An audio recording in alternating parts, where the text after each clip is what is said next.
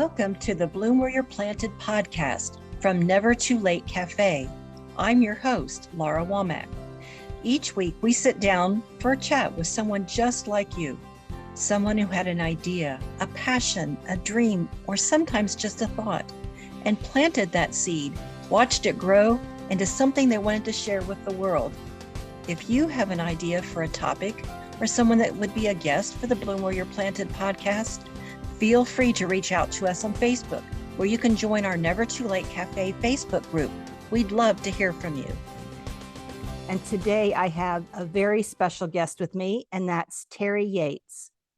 Hi, Terry. Welcome. Good morning. How are you doing? Good. I do remember, didn't I meet you at the Imaginarium convention? Yes, you did. Yeah, I do remember that now. Yeah. Okay. Before we didn't have visual. So, well, let's get right into your story. So where are you currently living? Louisville, Kentucky. And is that where you're from originally? Yes. Oh, okay. Born and bred. Yes. All right. Well, we'll share as much as your story going way back and talk about your art form. And so to start off, you were a writer Yes. and a poet and Well, published, well, I should say author because you're published. So what is yes. the name of your book, your current book? Sojourn on a River. And when did that come out? 2022. Cool. I thought it was just last year. Very good. Now yeah, November will be 2 years. Oh, okay. All right. So, have you always been a writer or known that's what you wanted to do? Since I was 15. Oh, Yeah, 15 was a major year for me. That's when I first started writing because that's when I first discovered Bob Dylan. And I oh. thought this guy thinks like I do, or I think like he does. I'm not sure which, but it's very striking. Hmm. So he was an influence. That's usually Yes. something I always want to know if there is someone has an influence. Um, so was it poetry or short stories, or what did you start with originally when you were 15? I like to think of them as song lyrics Oh, okay. because I'm not a singer. I can't sing except my own stuff because I know what it sounds like. And so I was trying to, this was the 60s. I was trying to be not only Bob, but the Beatles and the Stones and the Doors and all of that stuff. It was all like growing up in a clear time of transition. Hmm. Well, I can relate to wanting to sing, but can only sing your own stuff Yeah, yeah, or with no audience. yeah. That's Um, right. Preferably none. in the car, that's wonderful. I don't But care if people see me. I can sing to my mom, but only on the phone. Oh, I don't know why that is. that's interesting. Uh, so, how did it come about that you were able to get published? A lot of people have a dream of being a writer, but that's all it ends up being for their whole life. So, how did your process go? Um, well, I have for years. I had notebooks, handwritten notebooks, and some typed up stuff. And one Thanksgiving, a couple years back, Thanksgiving Day, my wife suggested, "Why don't you take all that stuff that you've got in file cabinets and put a book together and make two copies, one for each of our two kids, and give it to them for Christmas." So there's a self-imposed deadline I've got from Thanksgiving Day to Christmas Eve. Oh, And wow. every single day I worked on that, and I kept thinking of it as gathering pages Okay, I did 10 pages today. That's good. 10 pages a day. It's very good. And I'm just reworking old material. And it was Christmas Eve morning that I went to Staples to have it copied and bound. They were open? Yeah, Oh my Christmas word. Eve, Christmas Eve morning. So I gave it to him that night. That's how close it was. So I kept my copy in my car and I started going to Lee Pennington's meetings and just his house. And I was there for the night of the book signing for his latest book called Segovia's Fingernail. Mm. And I thought, tonight is the night. And so I went out to the car and I got it. I was calling it the prototype. I brought it into the house. I handed it to him and I said, Lee, I would like for you to read this. And if you are so inclined, would you consider writing a forward? And his answer was, since it's you, the answer is yes. And then he said, go ask Jill if she'll do some illustrations. And her answer was, if you can afford me. There's the difference. And I could, and she did. And that's how the book came about. And it got published by Hydra Publications, Pennington Press, November of 2022. And So that's Tony Acree. right, yes, I don't know either. It's one of those, maybe it's like tomato, and maybe Tony doesn't care. He's a nice guy, but he's a little bit elusive. Mm. I've come to find, um, hard man to get a hold of. Oh, you know, he posted something once, I think, on Facebook about his editing. And he said, if one thing I want to say is, people, please stop using explanation points. And, now that I write stuff, all I can do is explanation points. It's like, it Yeah, has to be there. It has to be there. I'm like, every time I do that, I think, sorry, Tony. Sorry, it, Tony. it's a lot like salt. It can get away from you, and you can oversalt. Oh, You know, it I like that's that. yeah. You got to watch the salt and the pepper. And the explanation points. Um, do you remember Andy Rooney? Yes. He once said, when you in your writing, use profanity very, very sparse, and use obscenities none at all. Oh, That was his. That was his rule. He said it's easy to overheat things. oh. Well, that's a quote that makes one ponder as to its meaning. So, Yeah. so, you're currently working on some other things. Is that correct? Yes. I finished book 2, which is called These Things Happen, and I have a blueprint for the third, which is going to be all prose because I have stories to tell. I see. I want to try my hand at that because, like I said, I've sketched it out. I've got a dozen different stories to tell at least. Mm. So, let's go back to the first one. What were the sort of themes, or what was it? Just, years of gathering, you said, of different things. So it didn't have a theme. It was a lot of different works Right. through the years. When Lee first read it, he said, "This seems like just a collection, like you threw a bunch of stuff together." I said, "Lee, I threw a bunch of stuff together." That's exactly what I did. There is no theme or rhyme or reason to it. It's just a bunch of writings.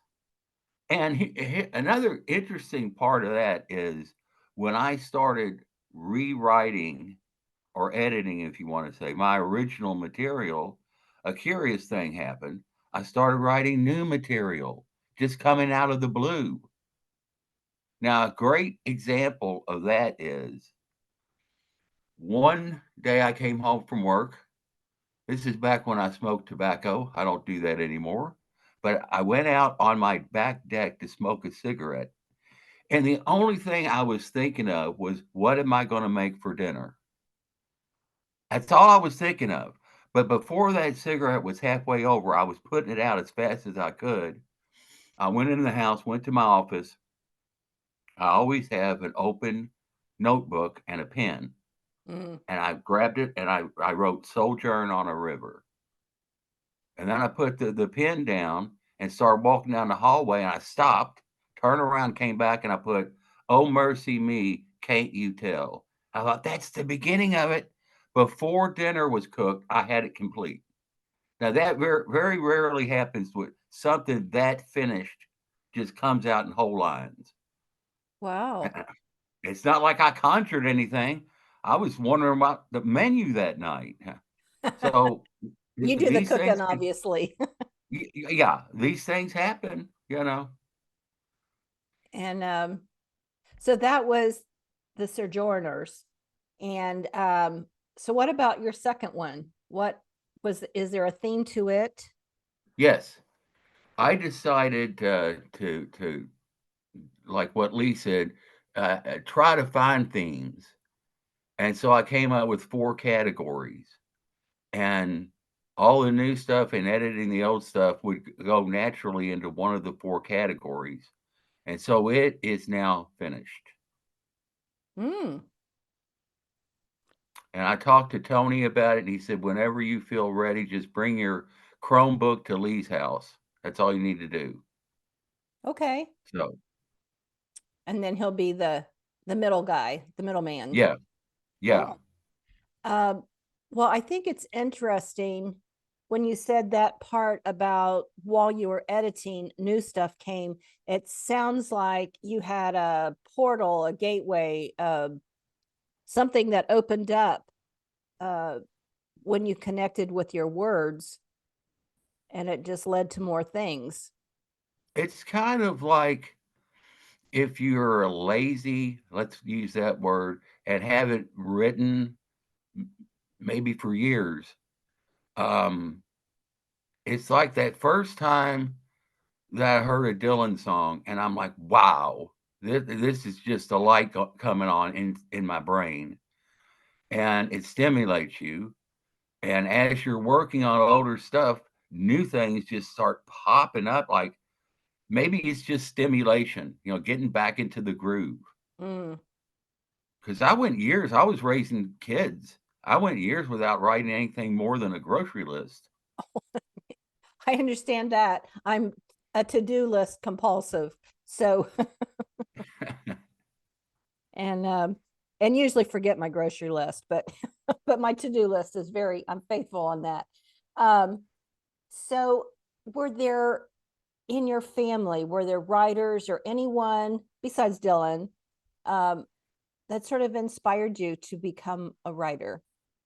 My father, in his youth, he wrote things. This is before World War II. He was in the Navy at D-Day. And when he got back home, he threw it all away. And he told me that he regrets that. He just took it all, threw it in the fire because he had seen the war, and that seemed trivial and petty to him. But my dad was a charming guy. I learned a lot from him. Uh, a clever turn of phrase. He was a salesman basically. He ran a sewing machine business. And I watched him. I would go into his shop after high school and watch him work. And he called it romancing the customer. Oh, And he was very good at it. I learned a lot from him. well, nowadays I think a few people need to learn about romancing the customer. It's a lost art.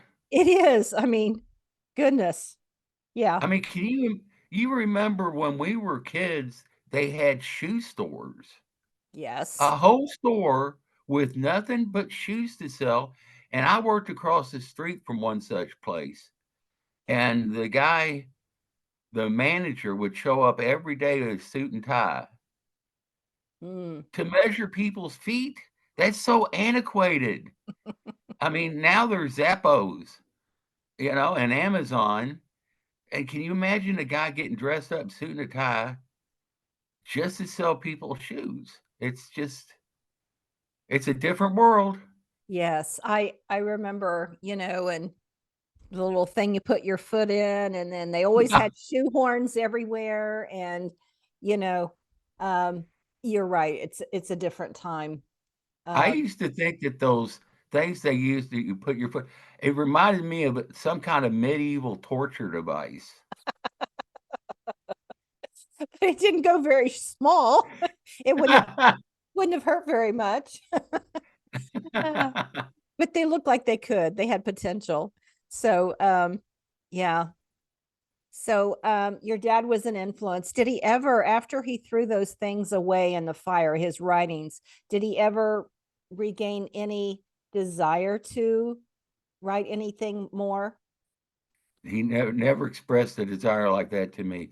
But by that time later in his life, he grew up in very rural circumstances, and he bought a farm, and he worked that farm. He had cattle, he had crops. The hardest work that I've ever done in my life was cutting tobacco, Oh, because you could work till you feel like you're going to fall down and look up and you can't see the end of the row. That's, oh, that was the hardest worker, but he loved it. He loved being a farmer, and it was probably the happiest days of his life. mm. So that's interesting. And the fact that you knew that he had written stuff before you were born and had tossed it. So for him to even share that, Yes. um, that's interesting because sometimes, um, unless someone's talking about, oh, I'm going to be a writer, and oh yeah, son, I used to be a writer, blah blah blah. Yeah. Um, so very interesting, Well, anybody can say they're going to write the great American novel and put it off for 50 years. right? Or never do it at all. Right. Yeah. So, and I think that's probably very common. Um, and then just as a little preview, in the future, there will be a podcast about someone that wrote his first book at 92. Yeah. I don't doubt that. And so it's very interesting. Um, it's in the editing stages right now. I'm very excited to share that story. So anyway, I am so glad that you did what you were going to do. And let me go back a little bit. When you were saying that your wife said, "Why don't you get your poems, make two copies?" Have you ever heard of the book The Shack? No. It's a spiritual book, and it's a story, but it started out as a story, um, and a man decided to give that story to his kids for Christmas because they didn't have stuff to give them. And so he did his book, and it later was, but it was for them, just, like just copies. And then later became a book and then became a film. So anyway, when you were saying that you were making copies to give as gifts, it just made me think of The Shack. It's a very interesting book. Um, Mixed feelings about the way things are portrayed spiritually in the book. But anyway, and that's how that started. So this podcast is called Bloom Where You're Planted, and I always ask people what bloom where you're planted means to them. I think to make the best of your circumstance, whatever that circumstance may be. There are countless stories of people in adverse conditions who, the old bootstraps, um, hard work and a dream and keep at it. And like that situation where they didn't have anything to give, they made the best of their circumstances by producing something to give. And Mm, that's what I did. Plus, there's an ancillary benefit to that, because once I realized that my sole audience was my two sons, it was very liberating. I can say whatever I want to. I'm not appealing to the masses. I have an audience of two. And basically, this is my fatherly advice to them in the form of song lyrics, poems, and short stories. Very cool. So, well, those are great words of wisdom, and that's what I usually ask as well. So, are there other words of wisdom for people that want to do what you've done or are doing? As a matter of fact, one year my wife gave me a T-shirt. It's all black and it has white letters. And the front of it says Terry's Words of Wisdom. And on the back it says, these things happen. Oh, And she said, you're saying that all the time. So I use that as the title of book too. These things happen. mm-hmm, And I thought a great cover for it would be a movie poster, like from the 30s or 50s. mm-hmm. It shows the Manhattan skyline with a flying saucer shooting a beam into the Empire State Building. And it says in the big scrawling letters like on a poster, these things happen. People will think you wrote a sci-fi novel. Yeah, and plus I thought better of it because once I came up with that idea, I even did some drawings. I thought, wait a minute, this might be too reminiscent of 9/11, even though it's supposed to be a joke. Like, how often do you see a flying saucer? And the title "These Things Happen" is like it doesn't fit. But I thought, this might be a little. I'm gonna scrap that and come up with something else. Oh, who knows? The flying saucer is not 9/11, so but it's very much catching, that's for sure. So, we talked a little bit about you finished one book and you're working on another. So, are there other projects that's out there for you? Like what's Right. next? So there's Sojourn on a River, followed by These Things Happen, and I decided why not make a trilogy? And book three will be all prose because, like I said, I feel like I've never written like that for an extensive amount, but I want to try my hand at it because I have stories to tell. Mm-hmm. Book three is called "A Screw Loose in Outer Mongolia." Okay, now how did you come up with that title? I I was at dinner at a restaurant with Lee and Jill and some handful of other people, and just right off the top of my head, I'm sitting next to Lee. I didn't plan this or anything. By the way, the best things in life, at least for me, are totally unplanned ad lib. And Interesting. I turned to him and I said, Lee, I think I just decided the title of book three. He said, what is it? I said, A Screw Loose in Outer Mongolia. I just made it up on the spot. And he threw up a finger and said, I love it. I thought, okay, that's the title. And I would like to give you an example. Like I said, I have my stories to tell. Mm-hmm. One of the stories that I'm working on for book three is about my medical experience, my medical adventure, as my mom put it. Mm. Um, I was born with one kidney, and it was not formed right. And they found this out when I was 2 years old. And back then, we had black and white TV, and for some reason, all the lights in the family room would be out. So you got just that black and white glow on Right. everybody's faces. So Mm-hmm. I got up and went to the bathroom.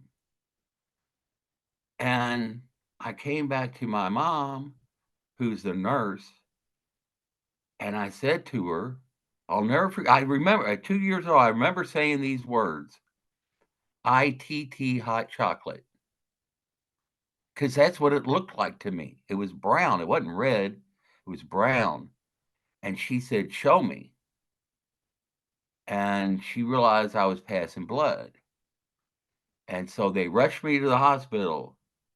Now, that's a term that I grew up hearing. Oh, did you hear about Aunt Martha? They had to rush her to the hospital. Mm. And I grew up hearing that was like, so they found out that's when they discovered, okay, this kid's messed up. He's only got one kidney. He's probably going to last him barely through his teenage years. He's going to need dialysis or a transplant. Well, it lasted 32 years Wow. on, on the bad kidney, and then I went into full blown renal failure, and my sister gave me one of her kidneys. That Wow. was 27 years ago. And for that long a time, I've been using the same joke. I came up day 3 in the hospital. My mom was with me, and I started laughing. And she said, "What's so funny?" I said, "Mom, do you realize that from now on out, I can honestly say I have a female organ?"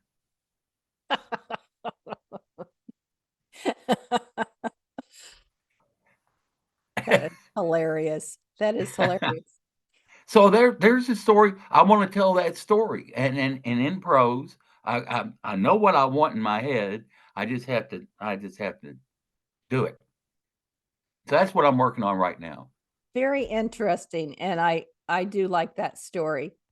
So it's been very interesting. And I am so glad we connected probably several years ago at a convention, the Imaginarium convention in Louisville. I'm sure it was Yes, probably at least, well, it could have been 3 years ago now coming up. yes. It So, seems like it. wow, time goes, doesn't it? I So, would like to ask you a question. You okay. said that you read my book. Mm-hmm. I did it on Kindle. Did you like it? I did. I Thank found you. that it had, it was like a journey, and I could follow the path of what your thought process was. And I like where I can get into a writer's flow with them because I can't with everyone. I mean, honestly, there's some sci-fi that it's too far beyond me. And I read a few pages and I'm like, well, never going back to that one again. But it wasn't that way with yours. And I really enjoyed it. So, Thank uh, you. That I take that as very, very high compliment.